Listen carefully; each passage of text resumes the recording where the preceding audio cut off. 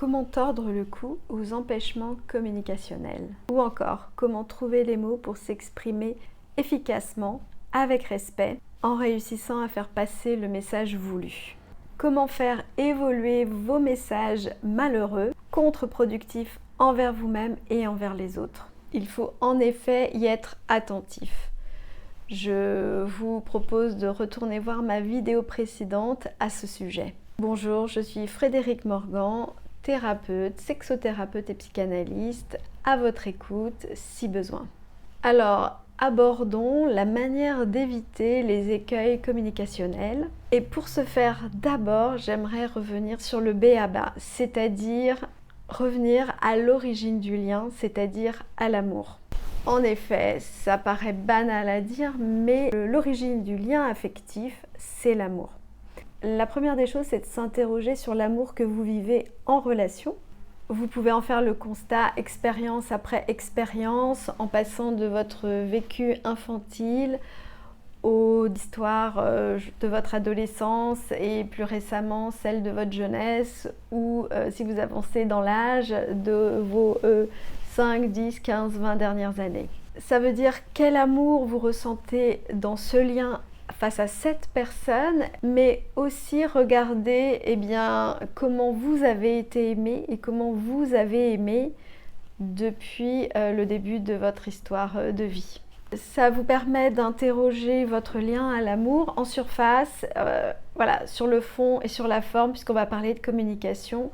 Il y a le message facile, entendable, et il y a le message sous-jacent, un peu latent qu'il y a dans notre manière de communiquer. Grâce aux neurosciences, maintenant on sait que si on veut changer d'habitude communicationnelle, c'est possible. Évidemment, au niveau psychanalytique, il y a des résistances et on ne peut pas aller au-delà du principe de plaisir. C'est-à-dire qu'il peut y avoir parfois des situations que l'on dit être plus fortes que vous. Dans ces cas-là, le fond et la forme de communication se travaillent sur différents plans. Parce que vous aurez beau travailler la forme et même avoir un fond, un sens respectueux et sensé, si ce sens-là, même profond, il est habité de conflits internes, eh bien le message va quand même rater plus ou moins sa cible. D'où un travail parfois nécessaire en parallèle. Alors pas toujours évidemment, ça dépend de l'histoire de chacun, chaque vie est singulière, chaque ressenti est singulier. Mais parfois c'est nécessaire. Et donc il y a plusieurs plans à travailler. Et déjà d'en avoir conscience, ça donne une perspective en plusieurs dimensions. Et du coup, génère une situation moins déprimante. Parce qu'on sait à quoi un frein communicationnel peut être lié. Alors justement, abordons les messages toxiques. De ces différentes dimensions qui nous habitent découlent des messages, comme des communications peu claires, des maladresses, des malentendus, du silence, des non-dits, des mal-dits, des insinuations, voire de la manipulation. Donc là, on arrive de plus en plus sur du très très très toxique. Et alors, retour à l'enfance, en fonction des blessures issues de l'enfance et des blessures non vraiment regardées, eh bien on va générer des habitudes de communication qui vont nous mettre dans un angle mort. Parce que la manière dont vous êtes en lien à l'âge adulte est vraiment liée à la façon dont vous avez traversé les différentes étapes des liens affectifs que vous avez pu nouer enfant, jeune adolescent et jeune adulte. Des situations allant du plus ou moins sain au plus ou moins toxique à l'ultra toxique et dangereux et violent. Petit aparté quand même sur cette toxicité, il faut bien aussi la comprendre qu'on parle d'un message toxique, on peut parler d'une relation toxique ou alors on va parler d'un comportement d'un des protagonistes de la relation qui est carrément toxique. Donc un aménagement psychique un peu sadique, un peu pervers, avec un fond méchant, avec des intentions peu louables. Mais sans aller jusque-là, une maladresse, si on s'arrête à la maladresse ou à des non-dits, souvent, très souvent, ils sont là pour protéger l'individu.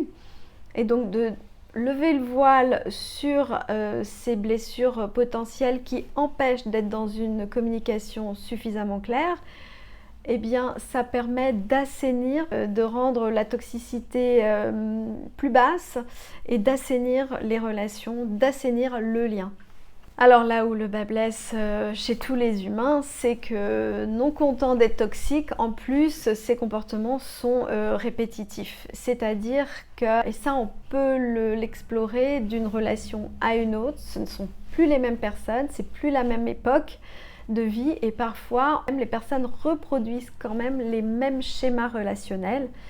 Ça veut dire que derrière, il y a de la répétition de comportements, répétition de blessures, répétition d'habitudes qui sont à regarder en face. Avec des moyens, des systèmes de défense qui vont être le déni, qui vont être le clivage, qui vont être l'alexithymie. C'est-à-dire qu'on se coupe des émotions, comme ça c'est plus facile d'interagir, voire même d'être un peu réactif ou surréagir à une situation. Elles sont soit cachées, soit elles sont interverties, soit elles sont exacerbées. Là c'est moins facile, mais en tous les cas, tout ça pour projeter sur l'autre beaucoup de ce que la personne n'arrive pas à gérer elle-même en interne.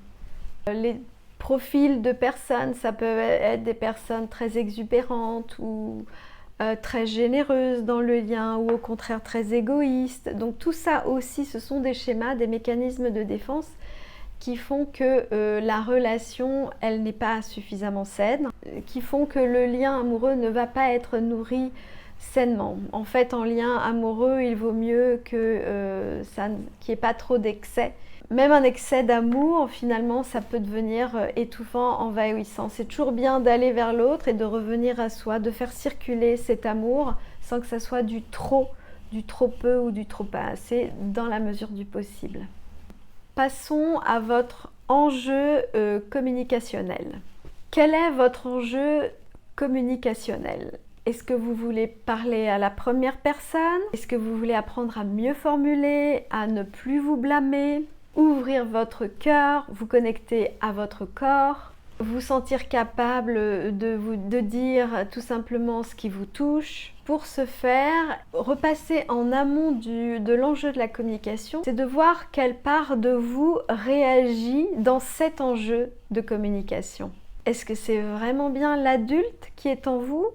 Ou est-ce que c'est l'enfant intérieur blessé qui a encore des récriminations à adresser envers papa ou maman, mais comme papa et maman ne sont plus là parce que vous avez grandi et que vous vivez votre vie d'adulte, ça va rejaillir dans la relation actuelle que vous menez à l'âge adulte, mais avec des besoins d'enfant. Des besoins d'enfants rebelles, impulsifs ou au contraire soumis et anesthésiés. Idem, est-ce que dans votre relation, vous vous sentez plutôt agir comme un parent, intransigeant, exigeant ou surprotecteur, par exemple? Ça va donner de toute façon des remarques que l'on entend parfois de mais tu n'es pas ordonnée, ou alors j'en ai marre d'être ta mère, tu m'as prise pour ton père, tu me prends pour ton père, tu me prends pour ta mère, je ne suis pas ta mère, elle me prend pour un gamin. Voilà, ça ce sont des exemples qui prouvent clairement que il y a une communication qui s'installe, mais on ne sait pas entre qui et qui finalement. Est-ce que c'est l'adulte? Est-ce que c'est l'enfant en vous? Est-ce que c'est le parent? Est-ce que c'est un mix de tout ça et que toutes les pistes sont brouillées? Effectivement, dans ces cas-là, c'est difficile de comprendre l'individu, sa propre exigence dans la relation, et l'autre en face a du mal à décoder la demande puisqu'elle vient de différents croisements de part de la personne en interne. Enfant, parent, adulte, ça fait référence à l'analyse transactionnelle. La personne qui exprime ses demandes peut vraiment se perdre dans la relation et celle qui reçoit la demande peut aussi s'y perdre. Il faut essayer de ne pas y laisser sa peau justement dans ce type de relation où tout est mêlé et on ne sait plus d'où provient la demande. Alors comment faire le tri? Eh bien déjà ça commence par soi, effectivement, de pouvoir commencer à trier. Et puis de faire part à l'autre, que vous êtes en train de trier la demande de ce qui vient du passé, de ce qui est vraiment quand même actuel, présent et important pour vous, des angoisses ou des peurs, voilà, de décortiquer un peu plus, de décoder un peu plus le message en transparence, à espérer que l'autre en face est suffisamment mature pour comprendre les différentes dimensions de votre message. J'ajoute à ces limites enfants, parents, adultes qu'il y a aussi des pressions, notamment sur les femmes, pas toujours, mais quand même en grande partie, voilà, qui sont liées au champ social ou à la vie domestique et qui rajoutent aussi, qui peuvent aussi biaiser une communication au sein d'un couple, dans la relation. Il faut en tenir compte aussi. Peut-être que parfois il faut aborder des sujets économiques, les mettre sur la table en disant que ça peut interférer aussi avec un problème relationnel plus vaste qui peut, en fait, ça peut se passer du porte-monnaie au lit. Il y a des ramifications qui sont à faire, à dénouer, à décroiser, aussi de cet ordre-là. Au-delà de l'analyse transactionnelle, vous avez aussi la communication non violente qui est extrêmement utile. Il y a 4 lettres à retenir, OSBD, pour observation, sentiment, besoin, demande. Il y a des stages qui existent, il y a plein de choses qui peuvent être faites, mais la première approche, c'est déjà de se dire qu'il y a la loi de cause et de conséquence qui peut aider à remonter, à anticiper, qui peut aider à réentendre soi-même notre propre demande à la lumière de la cause et des conséquences. Souvent on communique sur les conséquences, c'est le drame absolu sur la conséquence, et quand on remonte à la cause, on comprend d'où vient le malaise, d'où est parti le malentendu, qui a pu générer ensuite des maladresses, des reproches, des blâmes, et ça permet de désescalader un problème de communication, ou juste, même pas le problème, mais juste en tous les cas le message communicationnel. C'est-à-dire, donc vous allez remonter le temps, et vous pouvez vous aider de termes comme contextualiser, chronologiser, factualiser et verbaliser. Ça va vous permettre de vous connecter à vos émotions tranquillement et ensuite d'aller sur les limites en disant mais ça je suis vraiment d'accord, mais ça je suis moins d'accord, ça me va, ça ne me va pas. C'est bien de partir de soi, de dire comment on se sent, de dire ce que ça nous a fait, telle ou telle attitude, réaction, événement. Et d'essayer de dire dans quel périmètre vous accédez à une demande ou à une remarque ou que vous n'accédez pas, sachant que vous avez une sorte d'espace vital, qu'il est important de ne pas venir piétiner. Vous pouvez aussi parler de plate-bande autour de vous et de votre aura. On ne piétine pas en toute impunité les plates-bandes d'une autre personne et on ne se laisse pas piétiner non plus. Avec respect, avec douceur, ça peut être dit dans la bienveillance, dans une temporalité autre qu'un énervement, s'il y a des accords profonds et emportements. Donc là, on est vraiment sur comment éviter les ratages en communication, où parfois on voit bien qu'il y a 2 personnes qui se parlent et ça... Il n'y a pas d'adhésion, il n'y a pas d'adhérence dans le discours, c'est inaudible, inentendable, parfois c'est même indicible, mais il y a des choses qui sont vraiment faisables, hein, comme on l'a vu avec la communication non violente et l'analyse transactionnelle, voir qui parle au moment où il y a communication défaillante. Je reviens aussi sur le récit, le discours de l'autre qui lui appartient, donc ne prenez rien personnellement. Comme vous, quand vous parlez, on a vu si c'est l'enfant en vous, le parent en vous blessé ou que sais-je, telle expérience qui rejaillit 15 ans plus tard, vous voyez bien que l'autre n'a plutôt pas intérêt à prendre personnellement ce que vous dites dans son ensemble, dans sa totalité, parce que c'est à côté de la plaque, parce que c'est vous aussi qui arrivez avec des sujets qui n'ont pas trop été digérés, entendus par vous. Alors c'est bien, ils ressortent, ça veut dire qu'ils sont prêts à être regardés justement et travaillés par vous. Mais l'autre a tout intérêt à ne pas tout prendre personnellement, d'où l'intérêt de repasser par le jeu et de vous exprimer à la première personne pour bien que l'autre comprenne, l'autre en face comprenne qu'il ou elle n'est pas responsable de tous vos malheurs.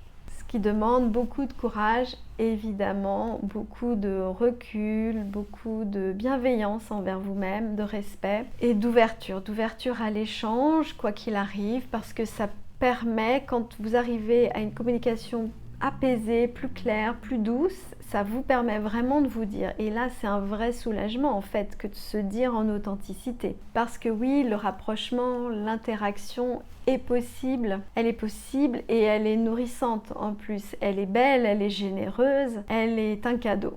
Elle permet de cultiver son individualité, son individuation, c'est-à-dire elle vous permet de vous autonomiser aussi dans votre vie, de monter davantage dans l'adulte, même si c'est bien sûr c'est aussi possible de parler de votre enfant intérieur, c'est même conseillé, ou de l'adulte en vous, peut-être un peu trop strict ou un peu trop laxiste, peu importe, on est fait de tout ça. Mais à partir du moment où c'est moins souffrant et moins douloureux, c'est beaucoup plus agréable à vivre et en soi et envers l'autre et pour l'autre. Ce sera tout pour cette fois. Soyez smart avec vous-même et à très bientôt, j'espère. Au revoir.